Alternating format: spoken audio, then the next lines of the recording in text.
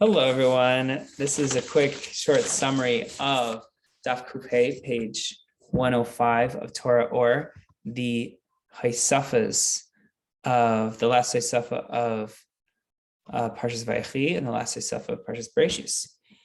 The Mimer discusses why the blessing of Yaakov Avinu to Yoseph Hatzadik, his son. He says, Ben Peiros Yosef, Ben Peiros Aliayin. The charming son twice.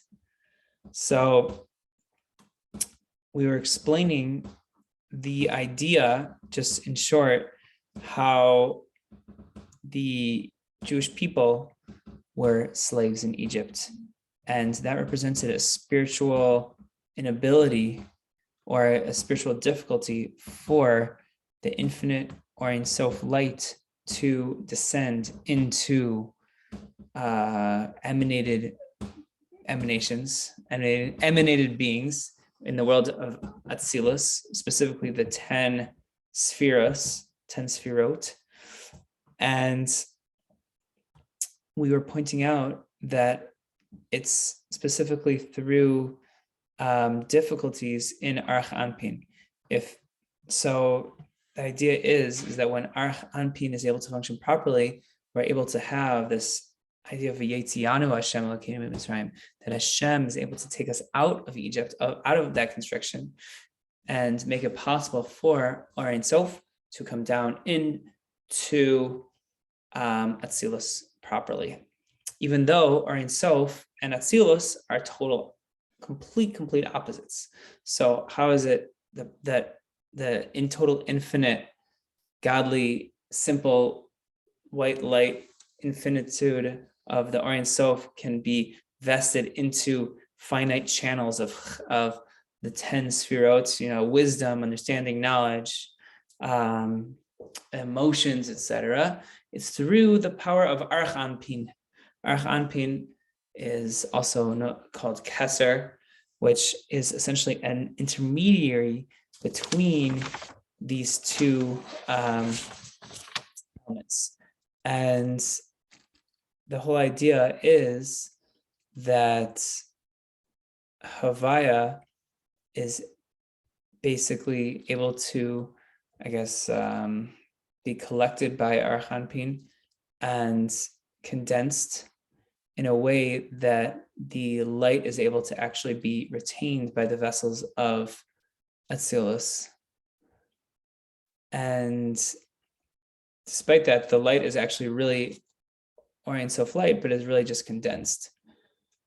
So this is also connected to the idea we were explaining how of Shema Yisrael, that Shema Yisrael is actually, the verse of Shema Yisrael Hashem Elokeinu Hashem Echad is actually an analogy to help us understand the spiritual process of an elevation of Malchus of Atzilus, which is the idea of Shema, Shem Ayin, this large Ayin that is elevated. Malchus, Sheba Malchus is elevated to Malchus of Yesod. And from Malchus of Yesod, it's able to go up to Ein Sof and make it possible to draw down that infinite light into Atzilus. And we were also talking about how Yoseph, a very powerful concept about how Yoseph and Yaakov were completely one and totally in sync with each other, to such an extent that when Yoseph Hatzadik came to Yaakov Avinu, his father, even though his father was so old, he immediately got up from the bed. The reason behind this is because just like the brain and the male private part of the body are very much in sync, to such an extent that when a male has a